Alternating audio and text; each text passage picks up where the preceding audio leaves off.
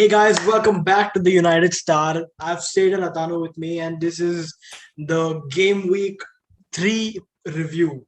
Now, it's been a fun game week. We had some fantastic games. I think it started off with a real cagey affair between City and Arsenal. I'm joking. It wasn't cagey at all. It was like a walkover for City. I don't think they went into even their second gear. They were on their first gear, just or maybe on neutral also. Arsenal were just shambolic. Uh, I, I was so surprised that Arsenal had three centre backs on the pitch, and Ilkay Gundogan, who's I think 5'7", he's my height, maybe taller than him. He jumped up to win a header in the 6-yard box and he scored a goal. And they scored two headers. Ferran Torres scored two goals. I mean, it's not even funny anymore. It's just sad to see what's Arsenal now. I completely agree with you, man. And when you say a KG affair, I think it was a KG affair for the defenders of Arsenal because all of them were caged and ground to that one spot. I saw, or they might have been caged in the dressing room because they weren't there at all. I mean, you're right when you said that Ilkay Gundogan won a header against, three tall Arsenal centre backs. I mean, what is going It on? doesn't even have to be. It doesn't even have to be tall. You can't have.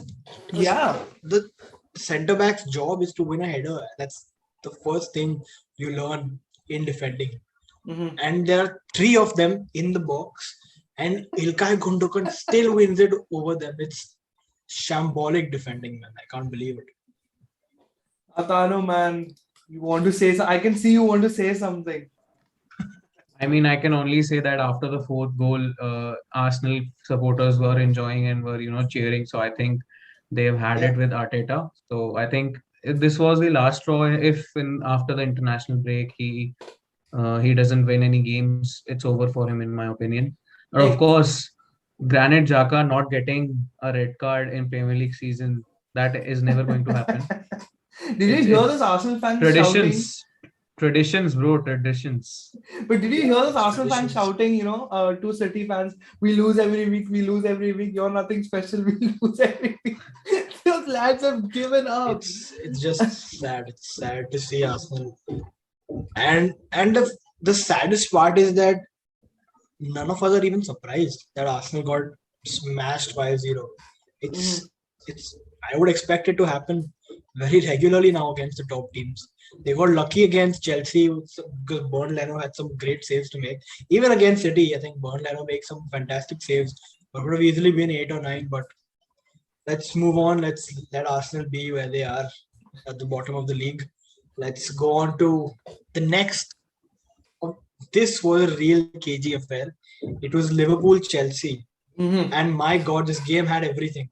It had a fantastic header from Kai Havertz, looped over Alisson, and it's not easy to loop over him, but he looped a header into the far corner. Fantastic goal. We had a red card with a handball on the line by Reece James, who's trying to flex like this. He's pushed the ball away. Nobody expected a red card, but then obviously it was given. Then Mo Salah steps up, smashes the penalty home, and then Chelsea with 10 men defending with everything that they have, almost reminding us of Mourinho's Chelsea, with they had that unbreachable defense. And not only that, they had the better of the chances in the second half too. Liverpool just couldn't break them down. They didn't have any clear-cut chances. Atano, what was the review of that game? I think we said you and I also did a watch along. Sid and I did a watch along of the game. So Priyan was also there for some time. Yeah, for some time Priyan was also there. So I think Tuchel, whatever he's done with the defense, that Chelsea defense, at one time under Lampard, it was like, who is Rudiger? Why is he even here? And now he's undroppable. He's playing so good. I'm in awe of that Chelsea defense. There are some big names, but there are some players like Christensen, Rudiger, who people don't rate highly. But under Tuchel, they have become a force to reckon. And of course, we've seen Jorginho Kante doing well. Jorginho hasn't been his best self of the Euros, but he's been doing well. Reece James red card, I think that was a red card in my opinion, because he swinged his arm, so that's a red card, even though the ball hit his thigh first. Marcus Alonso going forward is lethal, but I don't think he offers anything in the defense. Of course, if Reece James was there, we might have seen some winners from Lukaku as well. So all in all, a very disappointing performance from Liverpool and a very good performance from Chelsea. Yeah, for 100% sure. agree. And moving on to the next game now. This game, I wasn't really anticipating it to be such a tight affair. Actually, maybe a tight affair, but it was very high energy, and we had two injury time goals. It's obviously Newcastle Southampton, where Newcastle Southampton, it was 1-1, and then 90 plus 1, Alan San Maximan scored his goal, and then 90 plus 6 minute, James Ward-Prowse penalty home. So it's a 2-2 draw. What was your review of that game, guys? I think I'll start. I'll like it was a very good performance from both the sides. I mean, yes, they conceded 2 goals, but as a fan, as a neutral fan, it was very exciting to see 2 injury time goals from Allinson Maximum and James Ward-Prowse. Of course, James Ward-Prowse, give him a penalty, give him a free kick, give him a corner. He'll score goals or he'll assist something. So I think Southampton, after that 1-1 draw, have gained some confidence, and now they have drew 2-2 with Newcastle. So of course, not the results that they would want, but after the players that they have lost, I think draws are equally appreciated by Southampton fans, because a few weeks back, Prasham had people from Southampton, India, and they all said that they Southampton might get relegated. So of course, and I think Newcastle conceding 2 goals means that we might also score against them. Of course, after the international break, we are playing Newcastle at home. With So Ronnie. We will come to that during the game preview. So I And think only you yes, call him Ronnie. yeah, Nobody calls him Ronnie. Newcastle Southampton, a good game. Let's see. Like I think Southampton would improve their performance from this game. Yeah, I completely Definitely. agree, man. Completely agree. I think when you say it's a good result for Southampton to draw against any team, I think for them it's more like a win now, because they've lost Danny Ings and Vestergaard, two of their main players. So even if they draw, I think a draw for them, with no disrespect to them, is as good as a win for them.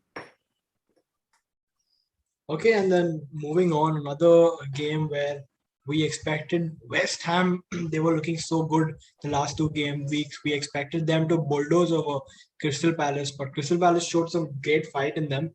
And it's a 2-2 game, but Miguel Antonio gets another goal and an assist. He is looking fantastic. But otherwise, Conor Gallagher, 2 goals. Palace are off with a. I think they have a good, decent squad. Conor Gallagher, I've always liked him. I liked him last year too. I forgot which team he played for. West Brom, I think he was with West Brom. I liked him. I liked watching him there too. Sid, what do you think of the game? I mean, I also expected West Ham to win. I knew Mikel Antonio would get his goals because he is on immense form right now. But to be honest, this was a huge surprise to watch Crystal Palace actually come back and level the game up. So it, as a neutral, yeah, this was a very good game to watch. Azanu? Yeah, I'll come to it. Like Crystal Palace, Patrick Vieira, maybe he builds upon his sides from form after drawing against West Ham. The same expectations from what we had from Southampton, that they might lose. I had the expectations that Crystal Palace might lose, but they drew the game. So obviously a good result for Crystal Palace fans. And Ben Rama, oh my God! Last time I appreciated him so much, and this time he he didn't do anything, and I had him as my captain in the FPL. So Oh man.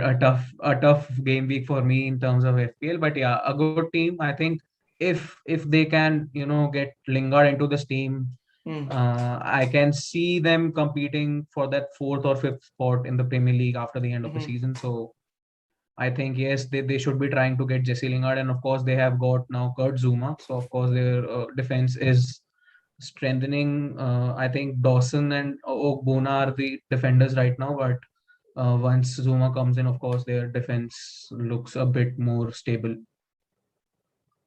Yeah, and moving on, another game, Brighton Everton, where Everton won 2-0. It's possible that this was Richarlison's last game for Everton. He could move on to PSG if the rumors are to be believed. But otherwise, Demarai Gray, what a signing! 1.5 million from Bayer Leverkusen, and he's looking so good. He gets the goal and obviously a DCL penalty. What do you think about that game? Atano, go ahead. Yeah, I think Everton I think the manager is Rafael Benitez.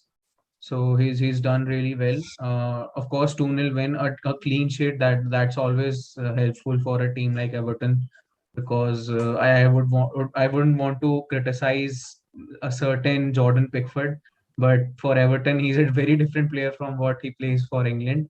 But yes, a good result for them. Dominic Calvert-Lewin scoring from the penalty spot. I think, you know, the after Carlo Ancelotti left Everton, I thought that this side is going to struggle a lot, and maybe, they'll be in the bottom half. But they have proved me wrong. Maybe they build up on their current form and do even better. So a very good result. And Brighton, I mean, they usually don't concede, and I was Yeah. shocked that they conceded 2 goals. So that's my opinion of this game. Yeah. Moving on, another Leicester get their win against Norwich. It's a 2-1 win. Timu Pukki off the mark. Jamie Vardy off the mark with a quick 8-minute goal. Are we in front of the Pukki party or a Vardy party this season? It's more like a Vardy party. I mean, look, no disrespect to Norwich, but they just come back up to go back down, and I kind of expected this result. Last week also I said, I mean, Leicester is a very good team. We all know that. We spoke about this last week also. Leicester, West Ham, 2 contenders to replace relegation facing Arsenal in the Big Six. But yeah, so you expect this kind of result because Norwich, they've just been promoted. They don't have a stronger squad to compete in the Premier League. So you kind of expect this result. I think had Norwich won this, I would be surprised. I would be having a completely different reaction. I would say Norwich is going to replace Arsenal because Arsenal will not replace Arsenal. But no, it was a pretty straightforward result and a result we all expected. A certain Brandon Williams made his first start for Norwich City. Forgot to mention that. Yeah.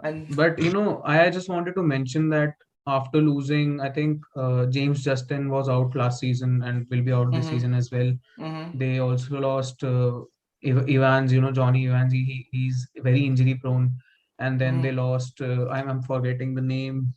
Fofana, yeah, Wesley Fofana. So, and Vestergaard is also not fit right now. So they are struggling a lot defensively. But, even if they are conceding 1 goal, their defense looks a bit more looks a bit more stable with Daniel Amati in it. I think Daniel Amati is his name, if I'm not wrong.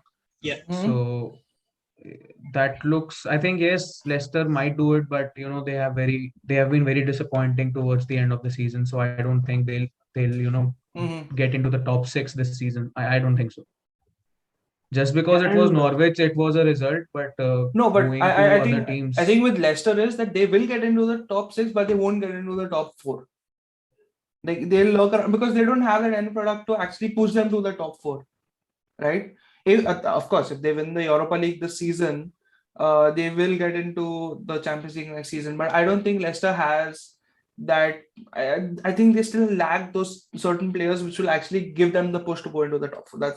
That's what I personally take from Leicester. Yeah, fair enough. Moving on, Aston Villa seem to not be able to get a win against the teams which have newly come in. They lost to Watford in the first game week and they've drawn to Brentford. But Buendia gets off the mark for Villa. He's been a very highly rated signing. Also, Ivan Toney off the mark for Brentford. Brentford are looking good, man. I mean, they're getting results against these teams. I'm happy to see Brentford do so well. What about you guys? Yeah, I mean, we kind of expected this. Last season, everyone's like, oh, Brentford is a very good team. We should really watch out for them. We played in the preseason where, they kind of made our defense remember the nannies. But yeah, even Toney is a striker who is highly rated. People have said that, this guy is a future star in the Premier League. But I mean, Aston Villa without Grealish are looking massively crippled. They're looking massively crippled, and that just shows the impact Grealish had on the Aston Villa team. So I think Brentford won, Aston Villa won. It's a 2 points drop for Villa, and 1 point gain for Brentford. Yeah. Yeah, I just want to comment and say that Ivan Toney, I trusted him a lot this time in my FPL, and I was like, this is the last thing. If you don't score, you'll be out of my team. But he scored the goal, so I'm happy. And of course, I agree with Sid that after losing Jack Grealish, they haven't looked their best self. And Axel Tuanzebe started in the goal, like the lone watch for United players. So I just wanted to state that Tuanzebe started in the defense. Mm-hmm. But let's see what happens. I mean, Ashley Young is playing, Tuanzebe is playing, so I am looking forward to the games from an emotional point of view. Mm-hmm. But yes, Danny Ings, like, he isn't getting the best. He isn't getting the support from other players. Mm-hmm. Yeah, service from other players. Only Buendia is doing something, and I think they have to sign someone else as well. I mean, yes, we were really happy from Aston Villa after they signed a lot of players. I think Leon Bailey also signed for Aston Villa. Mm-hmm. So I mean, it isn't clicking for them. I don't know why. Maybe it will take some time, but let's see what happens. Yeah, fair enough. And then moving on to obviously the United game. It was another, I think, lackluster performance. It wasn't no energy, no desire, as we say. It was pretty boring. Similar problems as last season, sideways passing. And to be honest, like I said on the live stream also, Wolves were on the top the entire game. We rarely looked like we were in charge, we were in command of the ball. They had the better chances. In the first 5 minutes, they could have had two goals, but they didn't get through. We had goal line clearances, everything, but we still managed to get the win. And I'd like to point out that I agree. I said that we didn't have a great game, but it's important that if we're looking for a title challenge, we get these wins. The days when we're not playing well, when it is not clicking, we still manage to get the win. Mm-hmm. And that's important, and we've managed to do that. Mason Greenwood, another third goal in 3 games. Varane started, he looked pretty good with Maguire, although Maguire didn't look so good. I don't know what's happened to him now, but Varane looked solid, and Jadon Sancho too made his debut as a starter, but he had an okayish game. But what do you guys think? No, I mean, we were I doing the think watch along. I'll Yeah, sure. Go yeah, ahead, Sid, go go ahead. on. Sid, go on. Sid, go No, on. I was saying that we were doing the watch along yesterday. Priyan, me, and Atanu, you came on for, at halftime. But I mean, we could see that we really need a defensive midfielder. We could see that Mattis has lost his legs. Scott McTominay is not really a defensive midfielder, but he's playing in that position and he's doing just decent. Fred cannot play in that position. He can't pass, even if his life depended on it. So we really need a CDM, but then again, we need some outgoings. And Atano, I agree with you. We need to sell some players to get the CDM in, like bring Saul in or someone who can actually hold that position. Because yes, we have Ronaldo coming in, we have Cristiano coming in. Same player, just this thing. I was just going to say that. Sounded like it's two different players. I was going down a trajectory, and so we have Cristiano coming in, and we will be scoring a lot of goals. I know that because Sancho and Rashford, once Rashford is fully fit, providing for Ronaldo, will be crazy. But like, we can't let the goals in. I mean, yes, we have Rafael Varane at the back. Maguire, of course, he wasn't looking as good as he would, as he should have. But definitely, I think a game or two with Rafael Varane, and he's going to look like one of the best centre backs in the league, along with Varane. So I think the centre back issue is just that one CDM. 2 days left for the transfer window, or what? Today's 30th. Tomorrow night for the transfer window. And then hopefully we can do a late deal for Salah. I mean, we did the Ronaldo deal in 15 minutes or something. So hopefully we can do, and that it just cried out for that one CDM, man. I don't think Wolves would have had such a good game if it was not for us not having a CDM. So That's my two Atano, cents. I have two sort of questions for you on this game. Firstly, we saw Pogba play in the midfield role for the first time this season, and obviously he didn't get an assist or anything, but he's looked better on the left wing than he has as a midfielder. Uh, is that down to the CDM issue, or is that down to just his preference? And secondly, is De Gea back? Is the De Gea we've been crying out for the last 2.5 years? Is he back? So first of all, I'll answer the De Gea question. Of course, he's back. He's looking his best self. And yesterday, it was a vintage performance from David De Gea. I mean, That look at double that save save. was that That that double it save, was. yes. It reminded me of that Arsenal save, that double save which Yeah, he the just put out Alexis his leg and Sanchez. Yeah, the yeah, Alexis oh my Sanchez one. god, The 14 fantastic. saves against Arsenal, in which Jesse Lingard did the Millie Rock. Yeah, So yeah, so I think David De Gea is back, and I think after that Villarreal performance and not playing for Spain has really, uh, made him strong mentally. If that's the correct analogy, I think not playing for Spain was a bit of a shock for us as well, and we've talked about it during the Euros that why is Unai Simon starting ahead of David De Gea, yeah. and I think yes, that Villarreal performance has really impacted him, and he's come back as a stronger individual. So I'm really looking forward to watching David De Gea play. Maybe in the Champions League also we will see the Dave save much more often. So yes, I think De Gea is doing well, and I hopefully he'll continue his performances. And now coming to the Pogba point, I'll just start with the Cristiano Ronaldo signing, and I'm just going to take a dig at a certain Mr. Sid Gotham who's here. So like Sid was like when Ronaldo signed, yes, everyone was happy. It's a nostalgia signing, of course. He's a big name player and big game player, and he's world class. But at the same time, I was like, if you can shell out 15 million for or whatever the money is, we know that it's 15 million. The figures might be something else. Then 15 why plus not go add-ons. that yeah, so why not go that extra mile and invest in a defensive midfielder or a defensive Agree. central midfielder, so whatever their name is. So I think that is really important, and we've seen that after Ronaldo signed, the stock prices increased, and we've made a very big profit, or like 200 millions out of it. So I think we should be investing in a central defensive midfielder. In the game also, we saw that Fred was really struggling, just being that number 6 player. And it's not Fred's problem that he's doing that. I think it's about like in the when Brazil was playing in the Copa America, Fred was putting in amazing performances, and people were like, he's back, we will play him in the number 6, but they don't see that there is a certain Casemiro, there is a certain Fabinho playing with him as the central defensive midfielder. Yeah. That makes a big difference.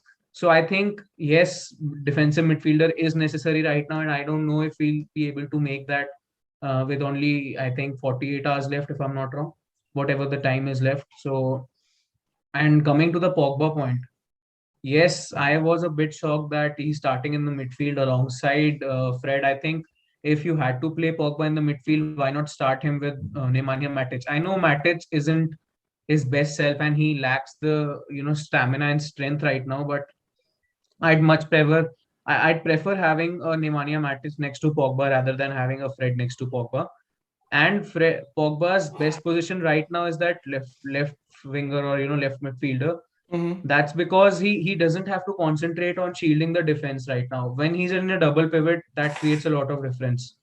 Mm. So that's what my opinion is. So I think yes, Yeah, we have to sign a defensive midfielder if Pogba needs to play in the midfield.